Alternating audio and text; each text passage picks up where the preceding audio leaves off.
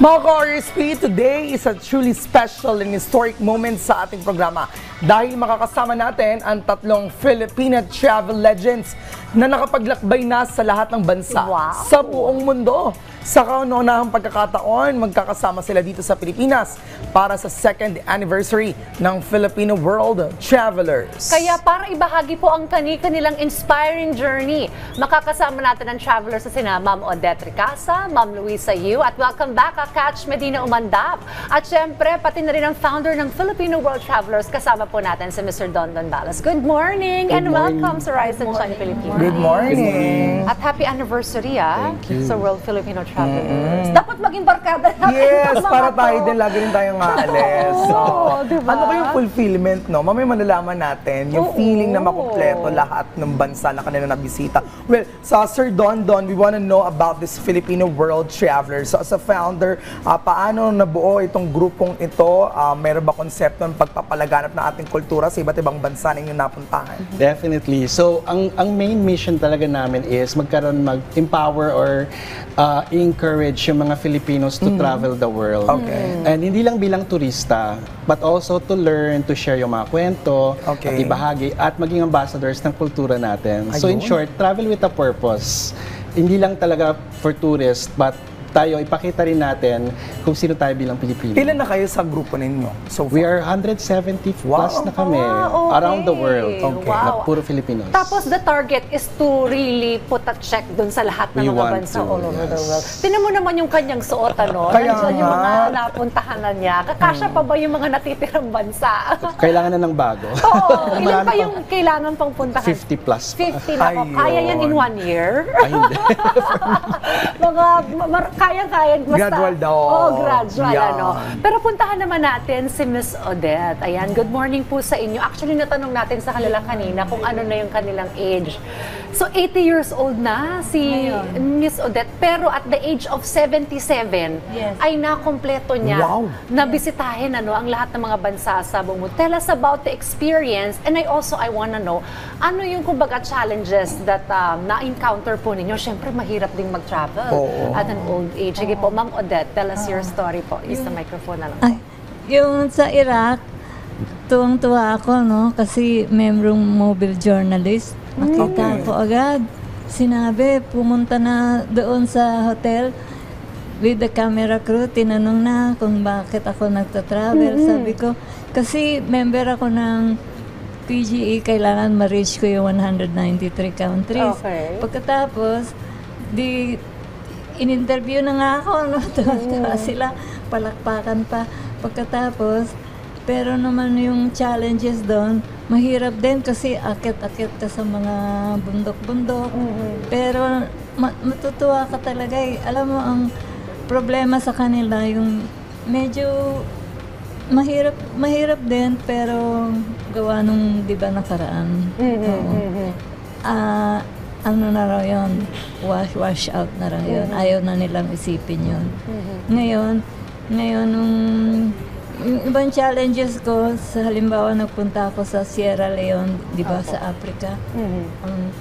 Ang init-init doon, tapos wala naman akong kilala masyado kasi nagto-travel ako mag-alone. Mag-isa? Mag-isa. Okay, wow. Mag-isa.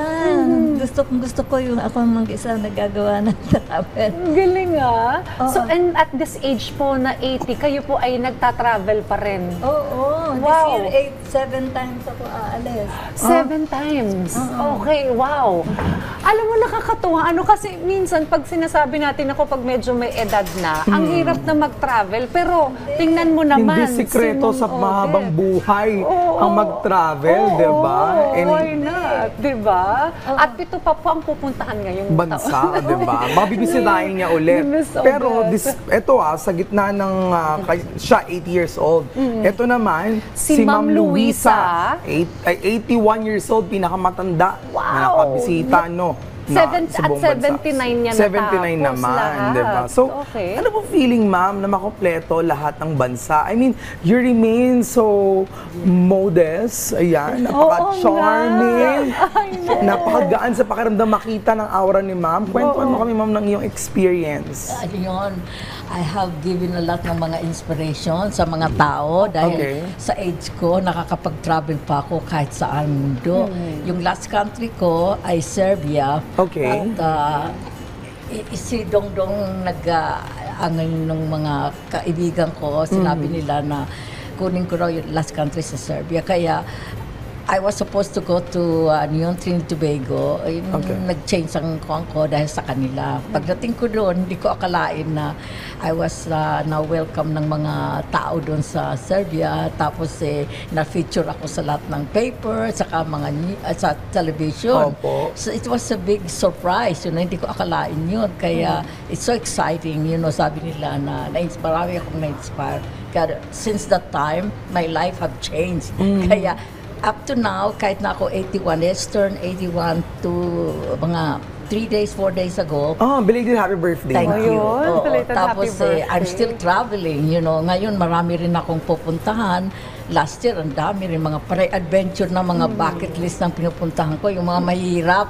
Kasi noon, hindi ko masyadong napuntahan yun kasi I just keep on traveling sa isang country just to see yung mga kwando na stay for couple of days and then alis na ako kaya uwi. Ngayon, pinupunta ko mahihirap. Si Ma'am Odette, pitong bansa. Ikaw, ma'am, ilan ang inaasang bansang bibisitahin mo this year?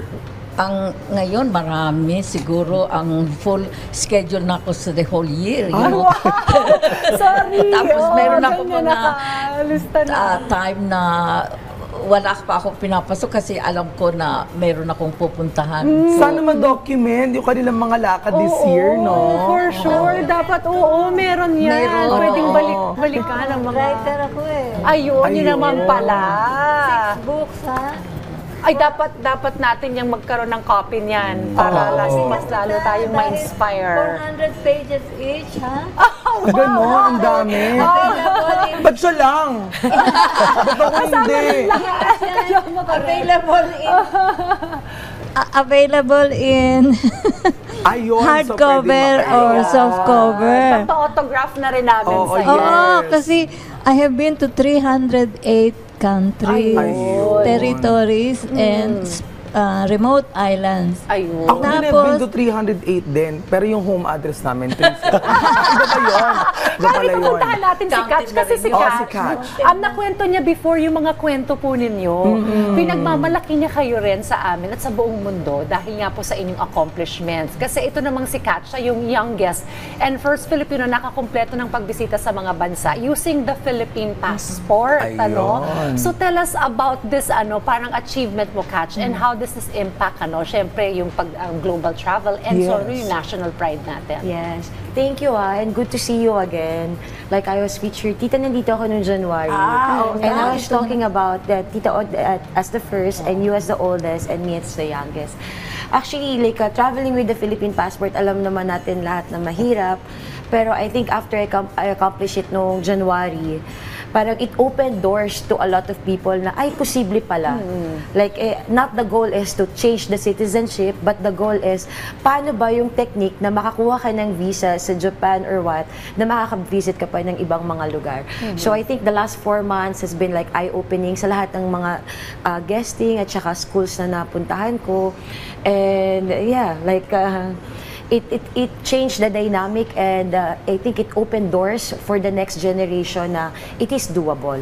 In fairness, no, kasi maraming serye si Mylene Dizon eh. Kapag panonoodin mo siya. Mukha niya Ay, kasi. thank you. Ngayon lang may nagsabi. Thank you.